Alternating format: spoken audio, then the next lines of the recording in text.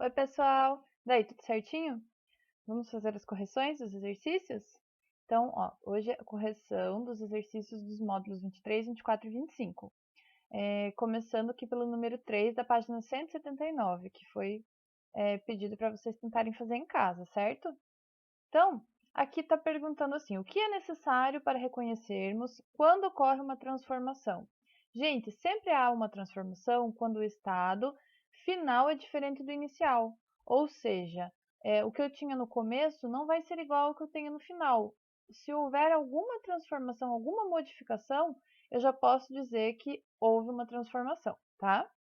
Agora aqui na letra B, 3, está perguntando para caracterizar, está pedindo, né, para caracterizar uma transformação física.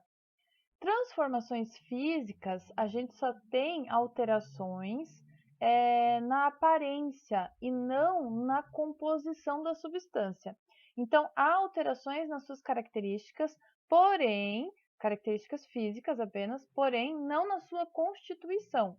Então, a substância continua sendo a mesma. Lembrem lá do exemplo do papel. Se eu amassar o papel ou eu rasgar o papel, é uma transformação física. Por quê? Porque não deixa de ser papel. Eu não alterei a substância. Eu só alterei as características daquela substância, mas sem alterar propriamente a substância. Eu não modifiquei a substância, tá? Ainda continua sendo papel. Toda transformação do estado físico, por exemplo, sólido para líquido, líquido para gasoso, gasoso para líquido, líquido para sólido, todas essas transformações são sempre transformações físicas, tá? Mudança de estado é alteração física, sempre, certo?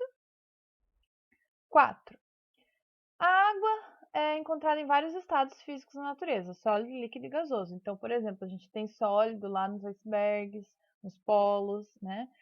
Sólido, né? Desculpa, acho que falei sólido. A gente tem líquido nos rios, nos mares, nos lagos, na água subterrânea. A gente tem gasoso na atmosfera. Durante o ciclo da água, essa substância passa por transformações, que são o quê? Físicas ou químicas? Físicas, lembrem lá, sempre que é mudança de estado, a mudança é física. E elas são reversíveis. Por quê? Porque a água que está líquida pode voltar a ficar sólida, como pode também evaporar e assim por diante. Então, elas são reversíveis, ok? Seguindo lá, próxima página, 180, a gente tem aqui o exercício 5. Tem um esquema aqui, ó, uma vela aquecendo um becker que está coberto com um vidro de relógio e ele tem iodo aqui dentro, sólido. Quando você aquece o iodo, ao invés do iodo que é sólido virar líquido, ele vira gasoso sem passar pelo estado líquido. Como que é o nome, né, dessa transformação? Esse fenômeno é uma mudança de estado chamada sublimação. Explique por que essa mudança pode ser considerada física. Gente, é física porque não muda a substância, ela continua sendo iodo, só mudou o estado de sólido para gasoso, tá? Então, mudou de sólido para gasoso, mas não tem alteração na substância, ela ainda é iodo, o elemento químico ainda é iodo, certo? Não houve uma transformação química, apenas física. 6. Considere atentamente os processos a seguir. Número 1. Efervescência ocorrida ao se colocar água oxigenada sobre um ferimento. Então, quando a gente, né, tem algum ferimento, ralou o braço, a perna, aí você vai lá e faz uma limpeza do local e coloca um pouco de água oxigenada. O que que essa água oxigenada vai fazer no ferimento? Em contato ali com o ferimento e com o ar, vão sair bolinhas brancas, né? Umas bolinhas, uma espuminha. Essas bolhas são de gás carbônico, tá ocorrendo uma reação química ali, tá saindo gás carbônico, borbulhando ali gás carbônico. Então, essa efervescência é uma transformação química, tá? Aqui está perguntando, constituem fenômenos químicos. A1 pode marcar. A2, a imagem de uma célula ampliada no microscópio. Só a imagem ampliada não está modificando, não está ocorrendo reação nenhuma, então é físico, não marca 2. 3. Combustão, que é a mesma coisa do que queima, de álcool no motor de um automóvel, de um carro. Gente, toda queima, toda combustão é uma reação química, tá? Precisa de oxigênio para queimar, para entrar em combustão. Então é 3. Pode marcar 3 aqui, é químico sim. 1 e 3 por enquanto. 4. A luz do sol incide sobre um espelho e é refletida. A luz, sendo refletida num espelho, é somente um fenômeno físico, não há alteração química ali, tá? Não ocorre nenhuma reação, apenas o reflexo mesmo da luz. Não marca 4. Por último, a 5, palha de aço umedecida, passando com o tempo de cinzentada para avermelhada. Palha de aço é aquela que usam para limpar panelas, arear panelas, né? Para tirar a sujeira mais pesada. Então, é como se fosse uma esponja, mas ela é de aço. E se você deixar ela úmida, umedecida com o passar do tempo, ela enferruja. Ela vai ficando avermelhada. De cinza que ela era, ela vai ficando meio avermelhada. Então, está ocorrendo ali uma reação química se formando ferrugem na palha de aço, certo? Então, 5 pode marcar. 1, 3 e 5. Fenômenos químicos, letra C. 1, 3 e 5 apenas. 7. A matéria pode se apresentar basicamente em 3 estados: sólido, líquido e gasoso. Assinale a alternativa que completa corretamente a afirmação a seguir. Quando uma substância está no estado sólido e muda para o gasoso. Não, desculpa. Quando uma substância está no estado líquido e muda para o gasoso, o que acontece? Ela vai evaporar, certo? Tá líquido, por exemplo, a água, está virando vapor, vai para o estado gasoso. O nome dessa transformação é vaporização, certo? Letra D. 8. Tem aqui uma historinha do que aconteceu com a Cíntia desde que ela acordou. Ó. Cíntia acordou de manhã e escovou os dentes, mantendo a torneira aberta até acabar a escovação. Ligou o chuveiro minutos antes para esquentar a água, pois queria tomar um banho quente. Após o banho, ao pentear o cabelo, notou que o espelho estava embaçado. Saiu do banheiro, deixando a luz acesa e foi para a cozinha. Acendeu o fogão a gás. A queima do gás forneceu energia para a fervura da água. Fez o café. Colocou açúcar no café com leite e pôs uma fatia de pão na torradeira, mas o pão queimou. Tomou então só o café com leite e saiu correndo para trabalhar. Eu deixei aqui, ó, já marcadinho as transformações químicas. São duas que ocorreram aqui, ó, a queima do gás e a queima do pão. Lembrem que sempre que falar em queima é químico, tá? Porque acontece uma reação ali para queimar, para entrar em combustão, tá? Então, somente duas. Tem muitas transformações aqui, né? Mas só química só duas. O resto é tudo física, certo? Exercícios propostos agora, página 181. As transformações físicas fazem parte do nosso dia a dia. Liste 3. Então, vocês podiam colocar qualquer transformação física do seu cotidiano, do seu dia a dia, tá? E depois explicar por que vocês escolheram aquela. Então, aqui, ó, o exemplo que a apostila traz é o derretimento de um cubo de gelo. Quando você vai colocar lá no seu copo de suco ou de refrigerante ou até mesmo de água uma pedrinha de gelo para deixar mais refrescante, mais geladinha aquela bebida, essa pedra de gelo vai fazer o quê? Ela vai derreter. A água que estava no estado sólido vai passar para o estado líquido. Deixou de ser água? Não, ainda continua sendo H2O, ainda tem a mesma fórmula química.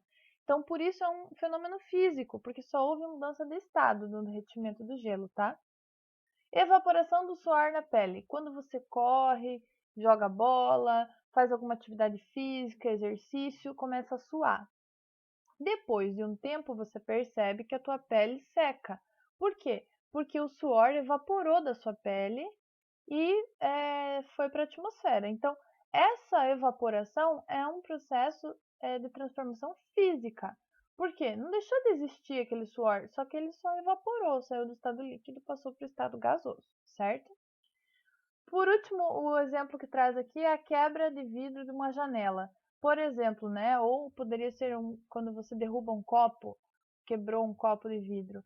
O vidro deixa de ser vidro? Não, só mudou, né, as características, quebrou, mas não deixou de ser a mesma substância, por isso é um fenômeno físico e não químico, tá? Então aqui a gente tem 3 exemplos de fenômenos físicos. Se vocês colocaram mais algum e estão em dúvida se é ou não, pode colocar lá no fórum do Sponte, que daí eu tiro a dúvida, tá? Depois. Mas esses 3 exemplos aqui são exemplos físicos. Se vocês colocaram exemplos nessa linha, está certo, tá bom? Por quê? Justificar.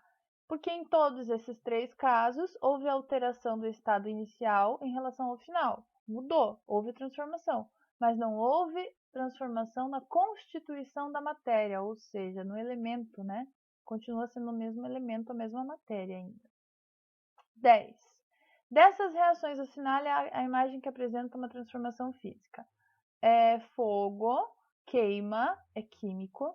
Na B, uma corrente enferrujada, ferrugem, é químico. Na C, essa queima aqui, ó, evaporando, né, uma fumaça de uma indústria, provavelmente algum poluente, deve estar acontecendo ali uma reação química. Então, a gente já sabe que por ter essa poluição é químico. D, queima, a chama do gás é químico. E o gelo derretendo virando água é físico, a única que é física é a letra E, certo? Vamos fazer o para conferir, corrigir o para conferir também, página 182, aqui tem uma revisão geral. Então, no número 1 era para colocar A se fosse químico e B se fosse físico, transformação física. Queima de papel, químico, A. Papel amassado não deixa de ser papel. Ao contrário da queima, que virou cinzas, né? O papel amassado é uma transformação física, então põe B. Palha de aço enferrujada, ferrugem é químico. A. Bloco de cobre transformado em fios de cobre. Se você pegar um bloco de cobre e transformar, deixar ele fininho em fios, não deixa de ser cobre. Então, é B, é físico apenas. Não mudou o elemento, a constituição, tá bom? Da matéria ou do elemento. No número 2, indique se ocorre uma transformação física ou química. Um palito de fósforo aceso, tá pegando fogo, tá queimando a pólvora, a transformação é química, tá? Lembrem-se sempre, químico, sempre que é alguma coisa em relação a queima é químico, já põe químico. Uma janela de vidro que se quebra, o vidro quebrou, mas não deixou de ser vidro, é físico, tá? B, física. Transformação física. 3. Em relação às transformações químicas, complete. Temos uma transformação química quando novas substâncias são produzidas. Então, além daquilo que eu tinha, aconteceu alguma reação química ali que produziu novas substâncias ou modificou as substâncias, né, anteriores. Então, para ter transformação química, é preciso ter novas substâncias sendo produzidas. As substâncias que reagem são denominadas, o próprio nome já diz, as que reagem são os reagentes. E as substâncias que são produzidas, o próprio nome já diz, produzidas são chamadas produtos. Reagentes reagem, produzem produtos, certo? Representamos as reações químicas por meio das equações químicas, que é aquela equação que tem a flechinha, né? Tudo que vem antes da flecha é reagente, tudo que vem depois da flecha é produto. Marque verdadeiro ou falso na 4.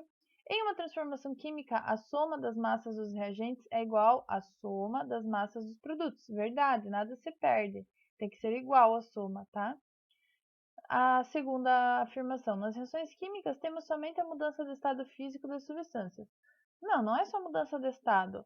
Amassar um papel, por exemplo, não estou mudando o estado, mas é uma transformação física também. Física, né? E aqui está dizendo que é química. Química não. Mudanças de estado é física, então é falsa. A frase nada se cria, nada se perde, tudo se transforma está relacionada às transformações químicas. Verdade. Nada se cria, né? Nada se perde, mas sim vai ser transformado numa reação química. Verdade. Então, as duas da ponta verdadeiras e do meio falsa. Aqui a gente tem o ciclo, né, de vida de um sapo. Então, depois que sai do ovo, o girino, ele se transforma até virar a rã de girino e o sapo adulto. Essa transformação é reversível ou irreversível? Dá para esse sapo voltar a ser girino? Não, não tem como o mesmo sapo voltar a ser girino. Ele pode se reproduzir e dar origem a novos girinos, mas não ele mesmo se tornar, né, perder as patas e voltar a ser um girino. Então é irreversível, tá? Tranquilo, pessoal? Bom, eu espero que tenha ficado tranquilo essa parte de transformações físicas e químicas. Aqui na 183 a gente tem um resumão, tá?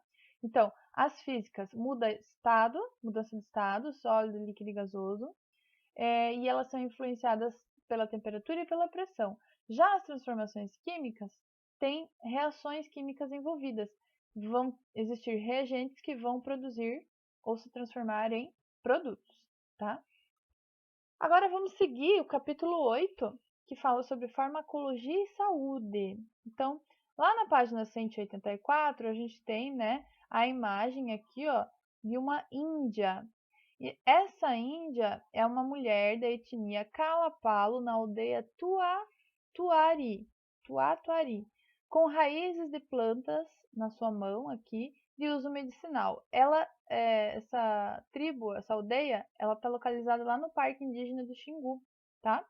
Em Gaúcha do Norte, lá no Mato Grosso. Por que ela está com essas raízes, né? O que seria isso? A gente sabe que muitos povos têm conhecimento de que plantas, substâncias retiradas da natureza podem ter alguma propriedade medicinal, certo? E o que é a área da ciência que vai estudar essa relação, essas propriedades medicinais? É a farmacologia. É a área da ciência que vai estudar a interação dos medicamentos com os seres vivos. Então, muitas substâncias têm propriedades medicinais.